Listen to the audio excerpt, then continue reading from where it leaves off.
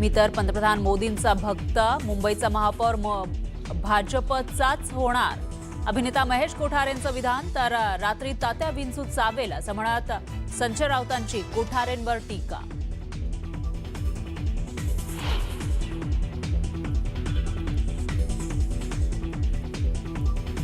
सोलापूरमध्ये भाजपमध्ये जोरदार दुफळी. एनसीपीच्या दिलीप मानेंच्या प्रवेशाला भाजप कार्यकर्त्यांचा विरोध. तर भाजप नेतृत्व काय निर्णय घेणार याकडे नजरा.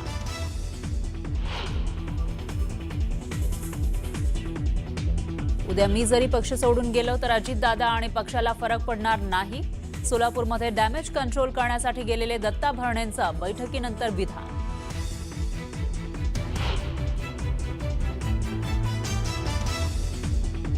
तोड्या करण्यासाठी दोन भाऊ एकत्र आले. ठाकरे परिवार हे मजबुरीचं नाव.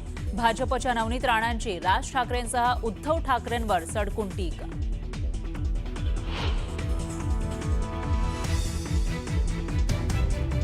मराठा आरक्षणानंतर आता शेतकऱ्यांसाठी मनोज जरांगे उतरणार मैदानात. शेतकऱ्यांसाठीच्या आंदोलनाची तारीख लवकरच जाहीर करणार असा इशारा.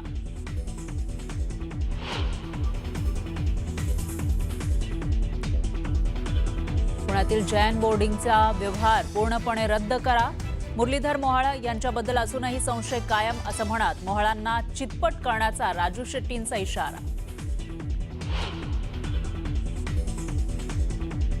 ऐन दिवाळीच्या दिवशी मुंबई, नवी मुंबईसह राज्यामध्ये ठिकठिकाणी पावसाची जोरदार हजेरी. खरेदीला आलेल्या नागरिकांची मोठी तारांबळ. तर शेतीलाही फटका बसण्याची शक्यता.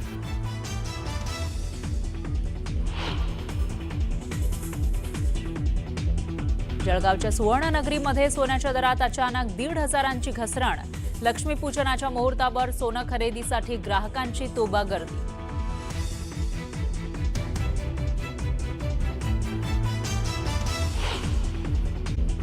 आपला महाराष्ट्रामध्ये अशाच काही बातम्या संपूर्ण राज्यभरातल्या आपण वेगवान स्वरूपात बघणार आहोत. बघूया.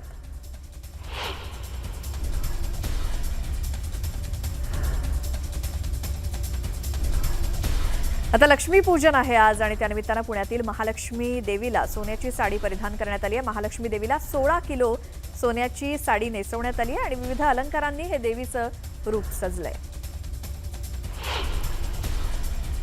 तर दिवाळी आणि लक्ष्मीपूजनानिमित्तानं पंढरपूरच्या विठ्ठल मंदिरामध्ये बीडमधील एका भाविकानं तब्बल 2 टन फुलांपासून आकर्षक अशी सजावट केली आहे. शेवंती, अष्टर, गुलाब, ऑर्किड या फुलांपासून आकर्षक सजावट करण्यात आली आहे. शिर्डीतल्या साई मंदिरात सुद्धा दिवाळीचा मोठा उत्साह आहे. साई मंदिरात दिवाळी निमित्तानं आकर्षक अशा विद्युत रोषणाई करण्यात आली आहे. फुलांची सजावट सुद्धा आहे. साईंच्या दर्शनासाठी भाविकांनी मोठी गर्दी केली आहे. लक्ष्मीपूजनाच्या निमित्तानं मुंबईतील महालक्ष्मी मंदिरात भाविकांनी दर्शनासाठी गर्दी केली असून सकाळपासूनच दर्शनासाठी रांगा लागल्या आहेत. लक्ष्मीपूजनानिमित्तानं साक्षात लक्ष्मीचं स्वरूप असलेल्या कोल्हापूरच्या अंबाबाई देवीच्या दर्शनाला भाविकांनी मोठी गर्दी केली. देशभरातून भाविक मंदिरात आलेले आहेत आणि यावेळी दिवाळी निमित्तानं काकडा मंदिरामध्ये सुरू झाला असून पहाटे काकडा दर्शनासाठी सुद्धा भाविक गर्दी करतायत. जळगावच्या सुभाष चौक परिसरामध्ये पूजेच्या साहित्याच्या खरेदीसाठी नागरिकांची मोठी गर्दी होते.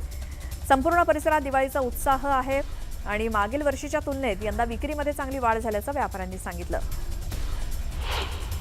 जळगावात घरोघरी लक्ष्मीपूजनाचा उत्साह आहे. व्यापारी, उद्योजक लक्ष्मीपूजनासोबतच चोपडी पूजन करून लक्ष्मी मातेसमोर वर्षभराचा लेखाजोखा सादर करत उद्योग, व्यवसाय आणि त्याच्या भरभराटीसाठी लक्ष्मी मातेला प्रार्थना करतात. तर संबळाच्या कडकडाटात तुळजाभवानी मातेच्या दरबारात अश्विन अमावास्येच्या रात्री धगधगत्या अग्नीचा थरार अर्थात भेंडोळी उत्सव रंगला होता. आई राजा उदो उदो आणि काळभैरवनाथाचं सांग भलं याच्या गगनभेदी जयघोषात अग्नीचा पेट्टाळूळ अंगाखांद्यावरती वाहून नेण्याचा थरार सुमारे 1.5 तास सुरू होता. चोपडा शहरातील छत्रपती शिवाजी महाराज चौक मेन रोडवरती झेंडूची फुलं विक्री करण्यासाठी दुकानं लागली आहेत. दसऱ्याला 80 रुपये ते 100 रुपये किलोनं विक्री होणारी झेंडूची फुलं दिवाळीला मात्र आवक वाढल्यामुळे 30 रुपये किलोनं विकली जात आहेत.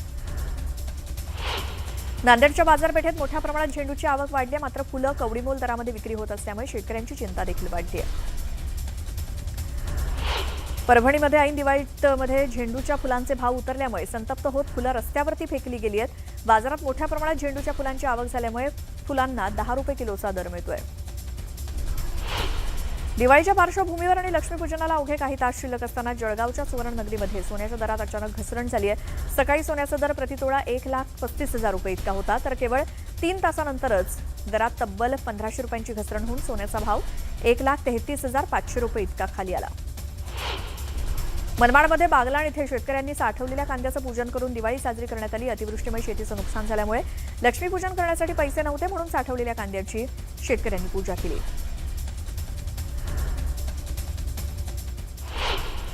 एक मोठी बातमी येते ती बघूयात। ऐन दिवाळीच्या दिवशी छत्रपती संभाजीनगर हत्येच्या घटनेनं हादरलं। 2 मित्रांनी मिळून एका मित्राचा खून केल्याची धक्कादायक घटना समोर आली आहे। हत्येचा संपूर्ण थरार हा सीसीटीव्हीत कैद झालाय। मुकुंदवाडी पोलिसांनी हत्या करणाऱ्या दोन्ही आरोपींना ताब्यात घेतलंय।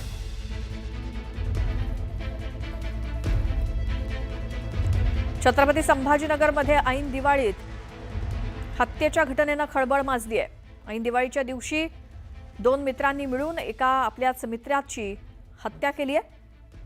ही धक्कादायक घटना समोर आली आहे।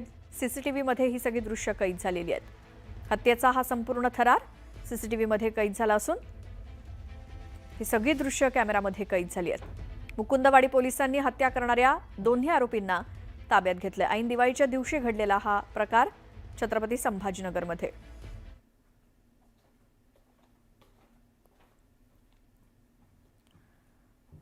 मित्रानंच मित्राची हत्या केली आहे आणि त्याचं हे सीसीटीव्ही फुटेज समोर आलंय।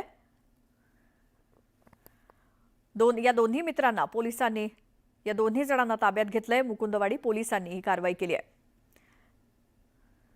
हे तिघे जण आपल्याला या सीसीटीव्हीमध्ये दिसतायत आणि एका मित्रानं दुसऱ्या मित्राच्या पोटात चाकू खुपसून त्याची हत्या केली आहे आणि या दोन्ही जणांना मुकुंदवाडी पोलिसांनी ताब्यात घेतलंय।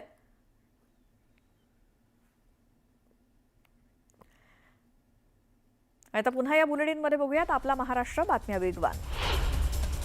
यवतमाळ तहसील कार्यालयासमोर ठाकरेंच्या शिवसेनेचे कार्यकर्ते आणि शेतकऱ्यांनी चटणी भाकर खाऊन आंदोलन केलं। सरकारनं कर्जमाफीचं आश्वासन पूर्ण न केल्यामुळे शेतकऱ्यांनी सरकारविरोधात असंतोष व्यक्त केला।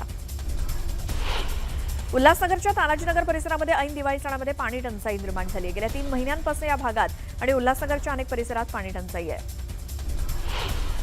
दिवाळीच्या दिवशी पालघरमध्ये श्रमजीवी संघटनेनं वाडा पोलीस ठाण्यामध्ये ठिय्या आंदोलन केलं।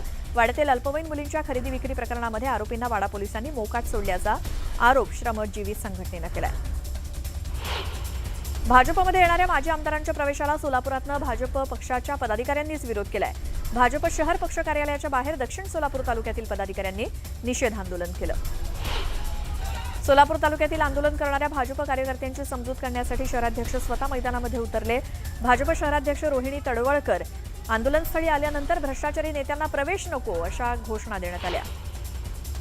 वर्ध्यामध्ये दिवाळीच्या दिवशी हजारो लोक रस्त्यावरती उतरून आंदोलन करतायत। शेतकऱ्यांनी दिवाळी साजरी कशी करायची असा प्रश्न आहे। घरी पैसे नाहीत, केवळ 500 रुपयात आपले सोयाबीन विकण्याची वेळ शेतकऱ्यांवरती आली असा आरोप राष्ट्रवादी काँग्रेस पक्षाचे खासदार अमर काळे आणि काँग्रेसचे माजी राज्यमंत्री रणजित कांबळेंनी केलाय।